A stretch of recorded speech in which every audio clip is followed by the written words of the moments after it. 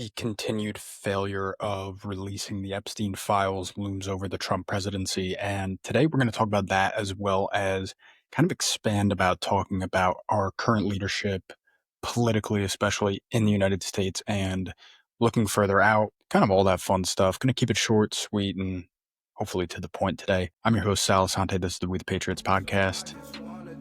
Let's get right into it.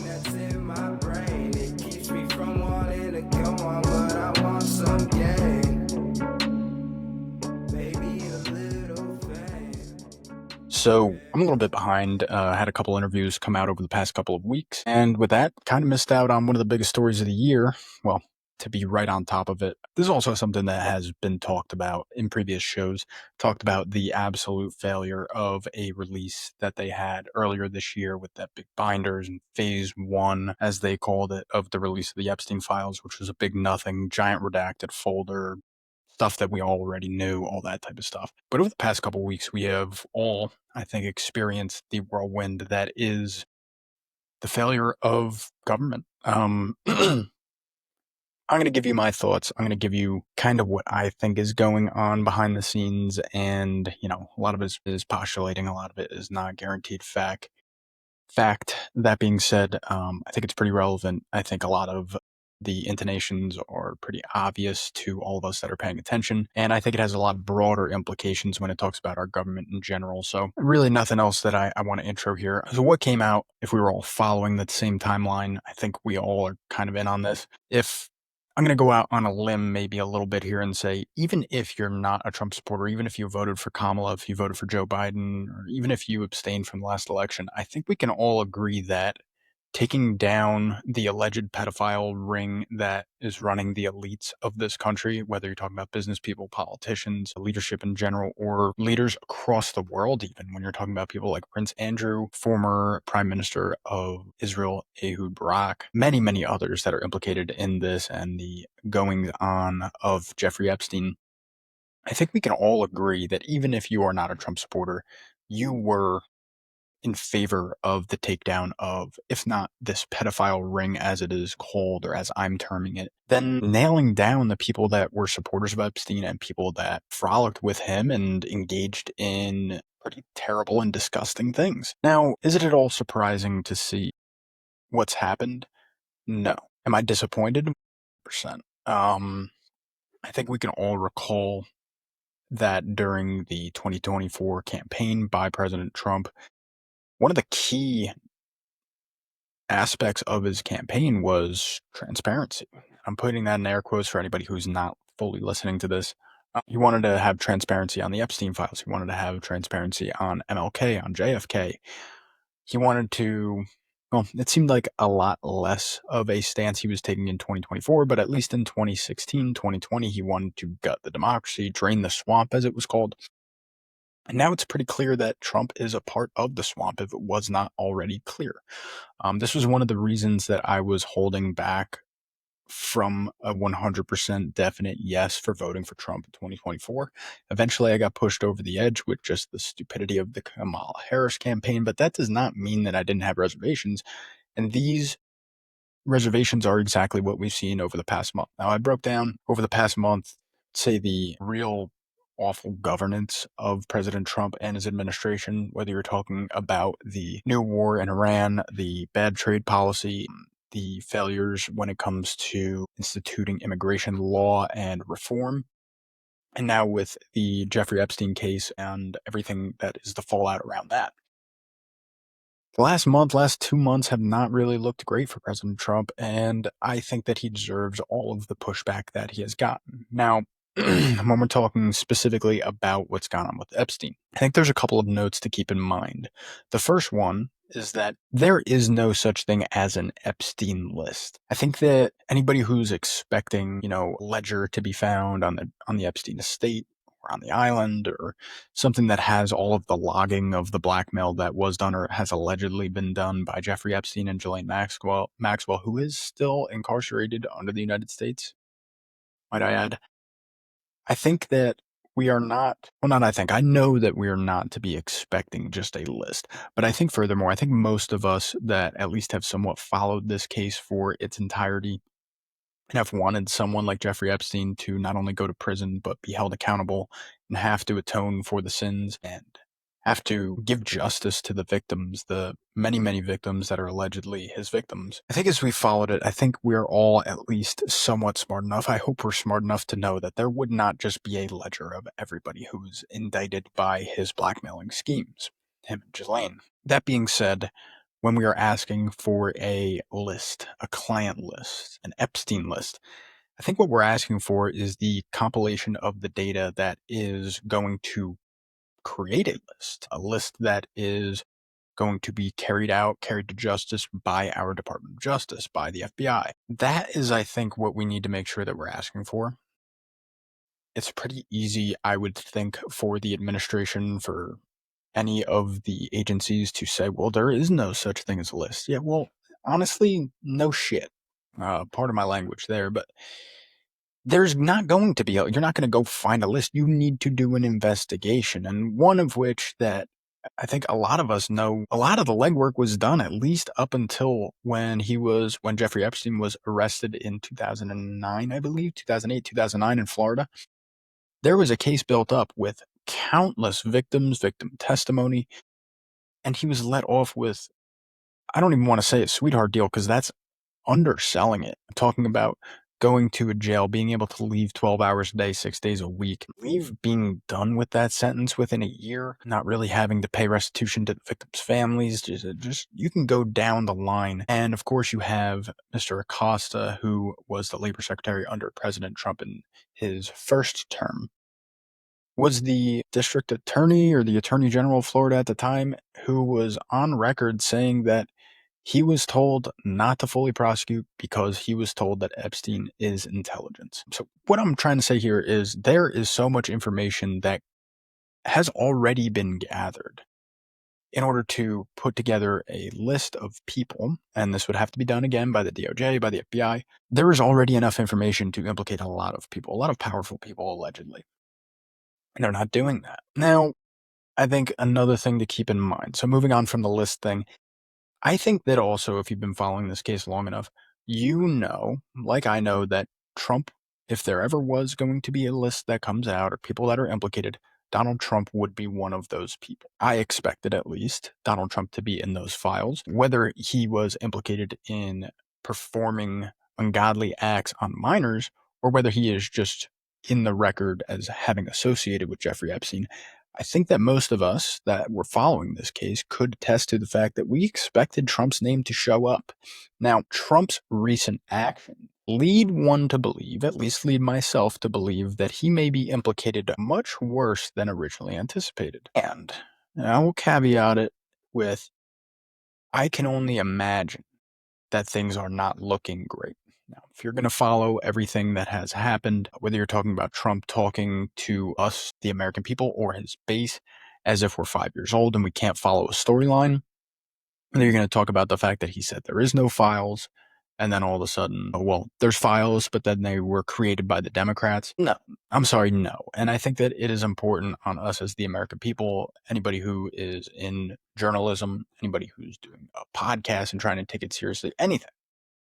It is important for us not to let off the gas in this situation. It's pretty clear that Americans are upset about this. They're upset about the handling of this case. They're upset about the fact that President Trump could be implicated. And they want justice. They want justice. They do not want, and I think this is a very fair point. This is pretty simple. We as the American people do not want pedophiles running our country. Plain and simple. I do not think that's that hard of an ask, but it does seem that it is a hard ask based on the previous administrations. Whether you're talking about Trump, whether you're talking about Clinton, who's also allegedly quite implicated in the Jeffrey Epstein case. There's a whole number of presidents who have had issues with this, and we're just not getting the information. So to get away from the things that I think that we all need to keep in mind, I think that it's important moving forward to understand that President Trump, the way that he's handled this case, the way that he's backed up Pam Bondi over his base, I think it all points to the fact that he is guilty of something. What he's guilty of, what is in these files, we're not really ever going to know for sure, is my guess. It's very possible that something comes out eventually, but My guess is that while Donald Trump is alive, at least while Donald Trump is president, there will be nothing released. Not officially, anyway. And a further guess of mine, this is a guess, this is not factually based.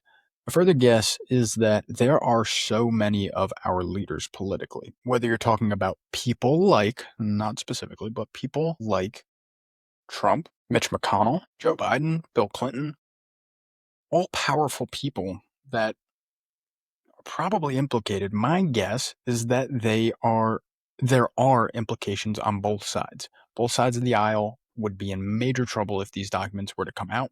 And the cover up is an attempt to just get us focused on anything else. You see information coming out on UFOs, on possible weapons in space. You see all sorts of stories dropping that the timing is just too convenient to be anything other than a cover up or aiding in the cover up, I should say. So, what I think we should expect as the American people, I do not think we should let off the gas. Again, I think that given that we are that close, we have a president in office who made these promises to us. Now, people break campaign promises left, right, and center.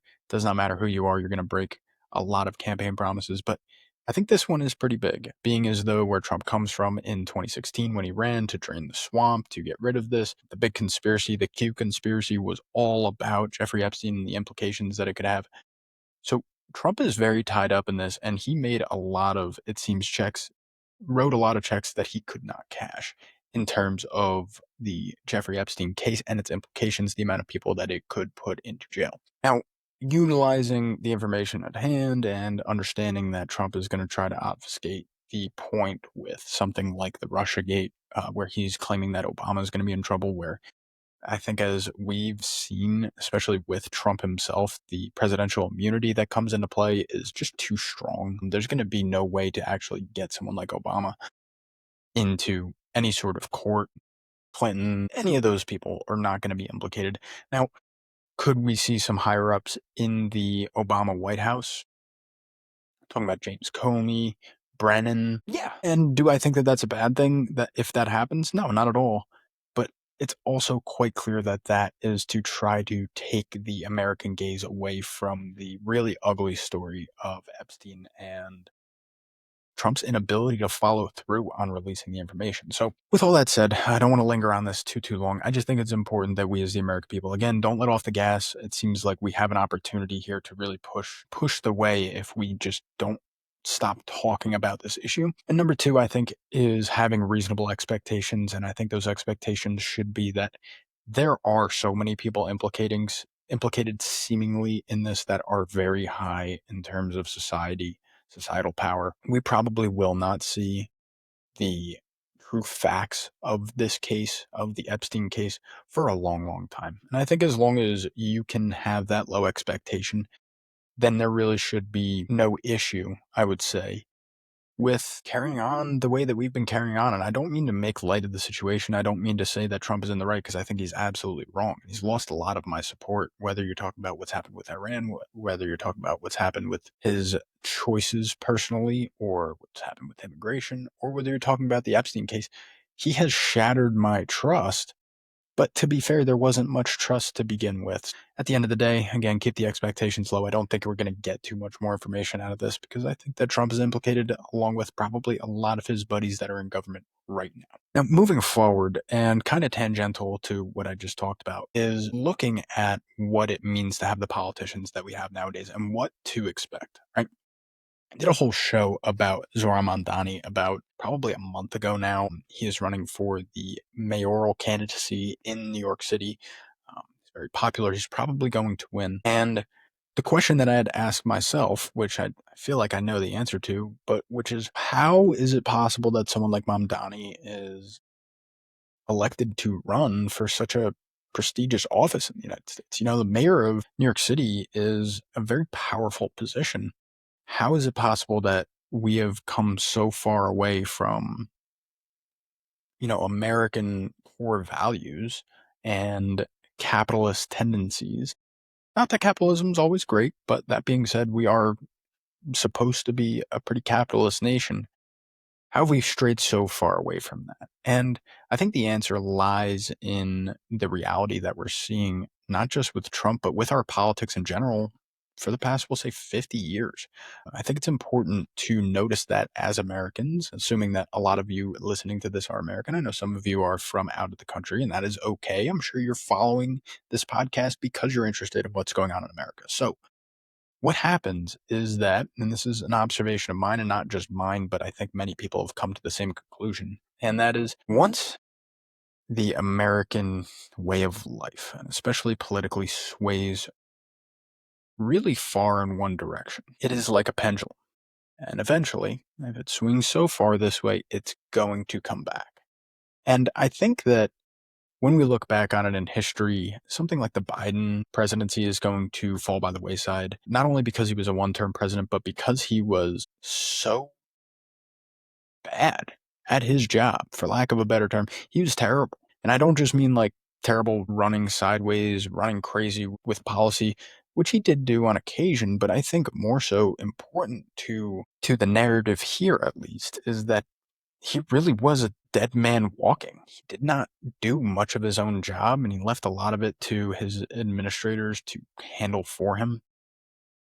This era, the broader point that I'm going for here, this era, this 15-year window, I would say starting with 2015, is going to be known as the Trump era. What I think is to follow is going to be one of the hardest swings to the left.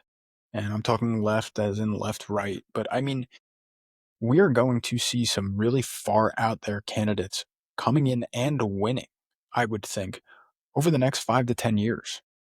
And it's going to be a rude awakening, I think, for the people of America, for people that are somewhat in the middle, like I would call myself. What I think a lot of you out there that are listening to this show find yourself not too far to one side or the other, believing in facts, trying to find the truth, whether it is helping or hurting your original conclusions. But the way that our politics works is not like that. It is not, especially the leaders that we have today, they are not trying to find the middle and win the middle.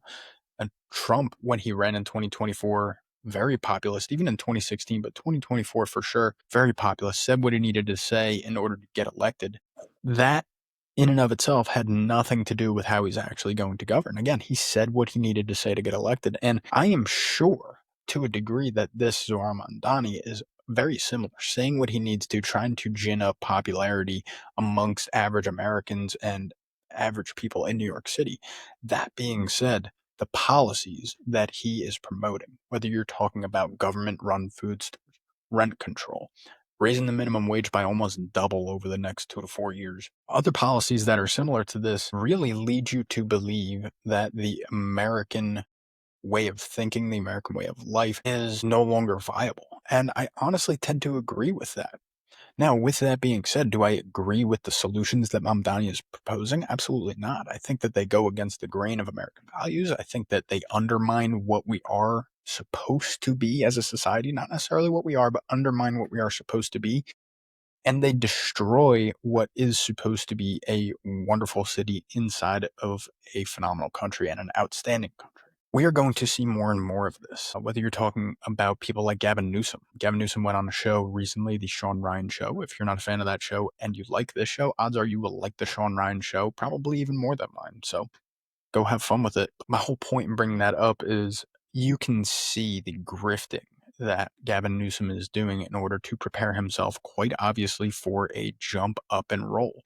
Whether you're talking about aiming for the Senate of the United States, aiming for the presidency, or trying to fall in line somewhere on the national political scale, it is quite obvious. He is reeling himself back. He is making some points, trying to make himself out to be the person who's willing to admit himself wrong when even at the same time he's still lying about it. Now, people like that, people like Gavin Newsom and what he's done in California, what he's presided over, and quite literally one of the saddest things to happen to the state of California, such a piece of beauty and to be taken apart, more specifically centered around Los Angeles, but what he's been the leader of is embarrassing, honestly, as an American, and it is sad to see, but I think that these are the type of people that we're going to see more of. Hakeem Jeffries, Gavin Newsom, Zohran Mamdani, Alexandria Ocasio-Cortez, Ilhan Omar.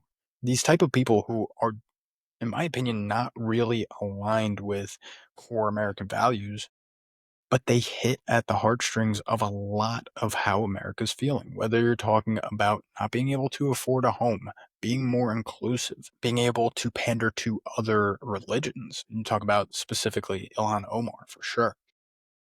Any number of these things are very highly promoted on the left side of the country, on the Democratic side of the country.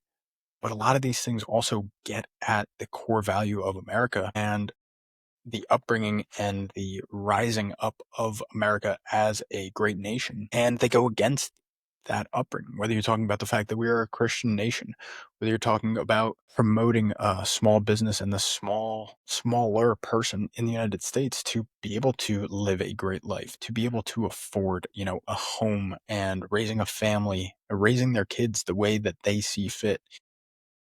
All of these things kind of gonna going to the wayside with the people that I mentioned in their governance. And I can't imagine any other scenario other than the fact that these types of people are going to be winning elections.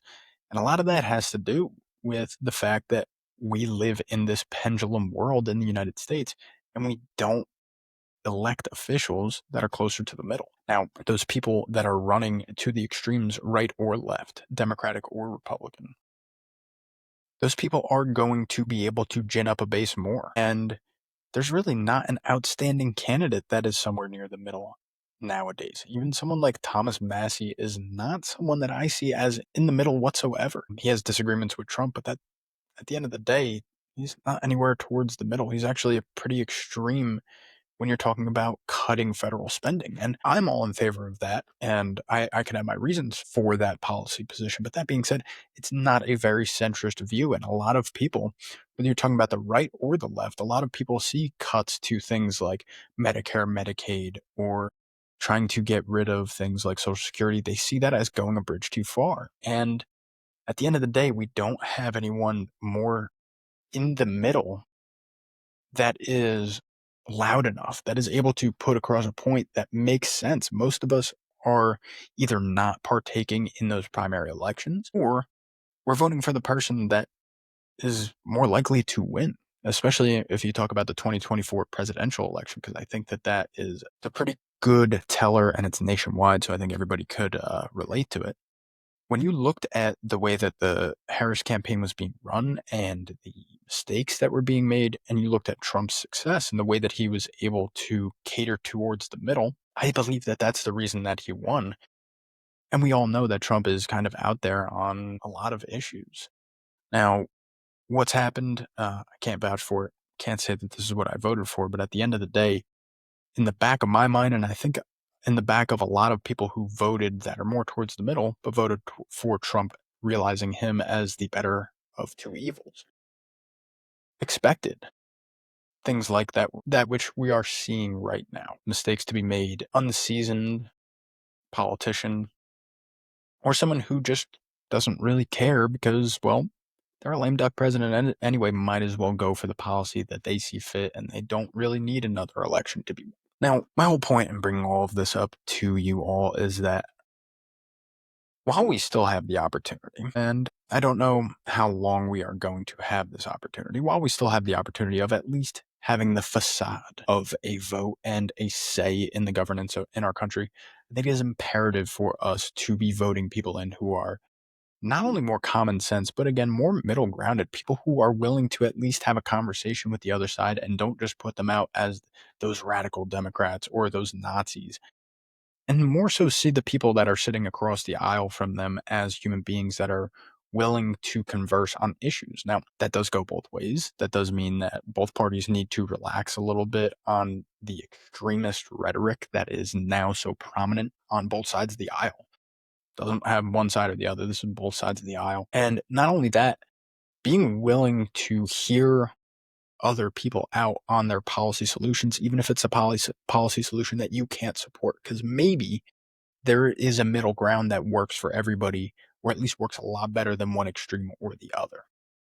If we're able to vote these people in, if we're able to hear out even our neighbors as we're walking on the street and having conversations and talking about politics like the way I think it should be, I think maybe we're going to come to a better place, not only politically and have better leaders, but I think mentally as a nation, we're going to be able to understand more people, be able to be empathetic, and be able to be in a better position to make sound decisions rather than resorting to extreme thought patterns in order to solve things that don't work extreme thought patterns. That's about all I got for today. I hope that we can all be in a little bit better of a place mentally, specifically when it comes to this Epstein stuff. Again, it has shattered whatever little bit of trust that I had with President Trump has been shattered. I hope that he does well. I hope he comes back from it. And I hope that decisions are made in order to rectify the situation that he's now put the country and himself in. And that being said, my expectations are extremely low. So if you have any thoughts on what I said today, anything that I said, whether we're talking about the Epstein case, Trump himself, Mamdani, or the way of which our pendulum swings in United States politics, hit me in the comments below or hit me with a message. You can go follow me on Instagram and I will answer most DMs, if not every DM that's not a porn bot, which seem to be so prevalent. It's disgusting on that. That's all I got for you today, and just a fair warning, if you have made it this far in the show, I love you. I am going to be taking a couple of weeks off, not only to clear my head, but I will be going on vacation, and I cannot wait for it. I do not want to have to think about politics, and maybe, with these 2 weeks off, we'll have some fun stories to talk about. So, till then, I'll catch you guys. Damn, I wish I were the fucking state. I wanna be something, not nothing. Trapped inside my dream and I'm running away from these demons. But the feeling's so good, I'ma keep dreaming.